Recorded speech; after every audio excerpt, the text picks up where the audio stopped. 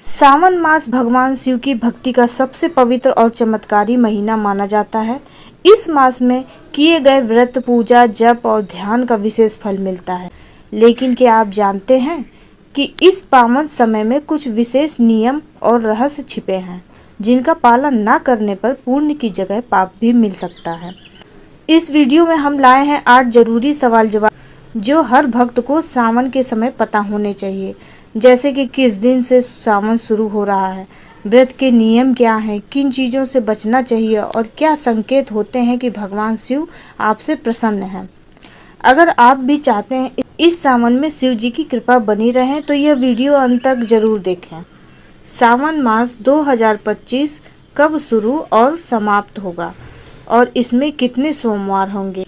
2025 में सावन का महीना शुक्रवार 11 जुलाई को शुरू होगा और शनिवार 9 अगस्त को समाप्त होगा। इस अवधि में कुल 4 सोमवार पड़ेंगे। पहला सोमवार 14 जुलाई को, दूसरा 21 जुलाई को, तीसरा 28 जुलाई को, चौथा 4 अगस्त को। 9 अगस्त सावन के अंतिम दिन रक्षाबंधन का त्यौहार भी मनाया जाएगा। सावन के सोमवार व्रत का क्या महत्व है और इसे कौन कर सकता है।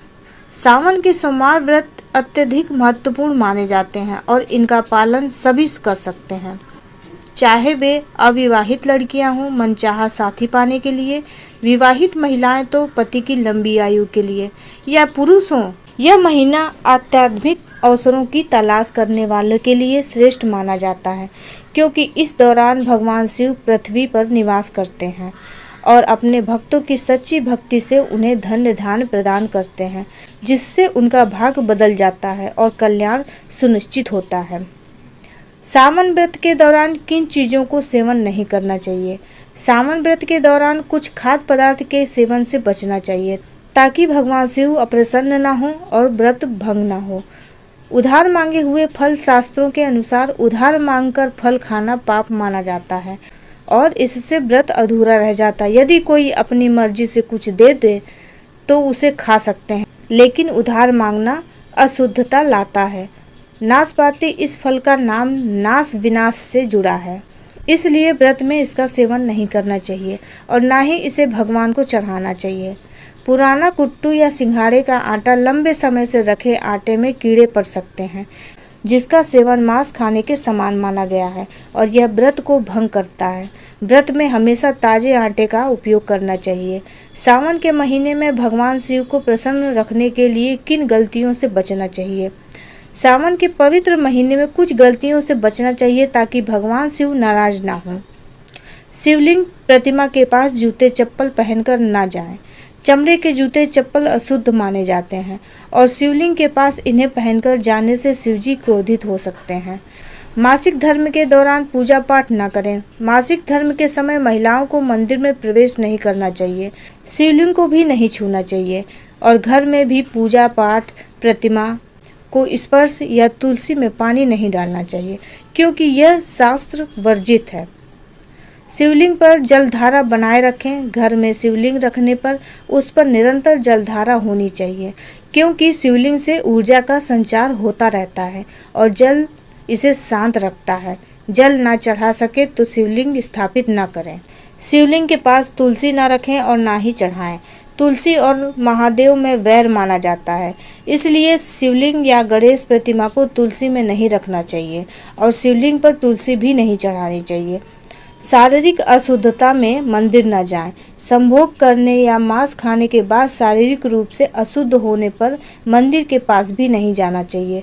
भगवान के सामने हमेशा स्नान कर और मन को पवित्र करके ही उपस्थित होना चाहिए। बेलपत्र चढ़ाते समय किन बातों का ध्यान रखना चाहिए। बेलपत्र भगवान शिव को अत्यंत प्रिय है और उन्हें चढ़ाते समय कुछ नियमों का पालन करना चाहिए। तोड़ने का समय चतुर्थी, अष्टमी, नवमी, अमावस्या, संक्रांति और सोमवार को बेलपत्र नहीं तोड़ने चाहिए।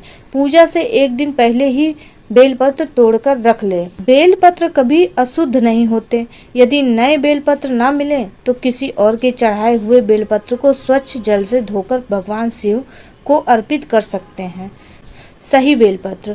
बेलपत्र में 3 पत्तियां होनी चाहिए और वे कटी फटी नहीं होनी चाहिए। कटी फटी पत्तियां चढ़ाना भगवान शिव का अपमान माना जाता है। सावन में महादेव की प्रसन्नता के 5 संकेत क्या हैं? सावन के पवित्र महीने में कुछ विशेष संकेत मिलते हैं जो महादेव की प्रसन्नता और आने वाले शुभ समय का प्रतीक माने जाते हैं। बैल का दरवाजे पर आना। यदि नंदी महाराज भगवान शिव के वाहन आपके दरवाजे पर आकर घर की चौखट को सींग मारने लगे तो यह शिवजी की आगमन और प्रसन्नता का संकेत है। सपने में शिवलिंग या शिवजी का दिखना। सपने में शिवलिंग और शिवजी का दिखना। सपने में शिवलिंग या भगवान शिव का दिखना जीवन से परेशानियों के अंत और खुशियों का आगमन का संकेत है। नीलकंठ पंछी का छत पर बैठना। नीलकंठ भगवान शिव का प्रतीक है। यदि यह आपके घर की छत पर आकर बैठे तो इसे भगाना नहीं चाहिए क्योंकि यह महाशिव के आने का संकेत है। घर में काला सांप दिखना। सावन में घर में काला सांप निकलना अत्यंत शुभ माना जाता है क्योंकि यह भगवान शिव के आगमन का संकेत है।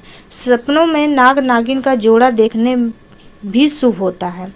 डमरू या घंटियों की आवाज़ सुनाई देना। सोमवार के दिन डमरू या घंटियों की आवाज़ सुनाई देना अत्यंत शुभ माना जाता है। यह संकेत देता है कि भोलेनाथ प्रसन्न हैं और जल्द ही आपके जीवन में सुख समृद्धि आने वाली है। मंदिर में घंटी बजाने का क्या महत्व है और किन समयों पर इसे बजाना वर्जित है? मंदिर में घंटी बजाने का अत्यधिक महत्व है। शिव महापुराण के अनुसार घंटी का नाद करने मात्र से उस क्षण किए गए सभी पूर्ण तीर्थ यात्रा साधना तपस्या दान बजाने वाले के खाते में आ जाते हैं जिससे भाग प्रबल होता है। हालांकि घंटी बजाने के कुछ नियम हैं। वर्जित समय। जब मंदिर के पट बंद हों या देवी देवता विश्राम कर रहे हों, रात 12 बजे के बाद से सुबह 4 बजे तक और दिन में मंदिर बंद होने के समय तो घंटी बजाना घोर पाप माना जाता है। इससे 11 ब्राह्मणों के भूखे रहने का दोष लगता है। शुभ समय। घंटी बजाने का सबसे शुभ समय सुबह 4 बजे से सुबह 11 बजे तक और शाम 6 बजे से रात 11 बजे से पहले तक माना जाता है। सावन के महीने में आध्यात्मिक विकास और शुद्धता बनाए रखने के लिए किन बातों का पालन करना चाहिए? सावन मास आध्यात्मिक कायाकल्प का अवसर है, इसीलिए इस दौरान शुद्धता और संयम बनाए रखना महत्वपूर्ण है। घर की साफ सफाई। घर को हमेशा साफ सुथरा रखें, कूड़ा कचरा इकट्ठा न करें और सुबह शाम सुगंधित धूप करें ताकि सकारात्मक ऊर्जा बनी रहे। सात्विक भोजन। पूरे सावन मास में सात्विक भोजन करें।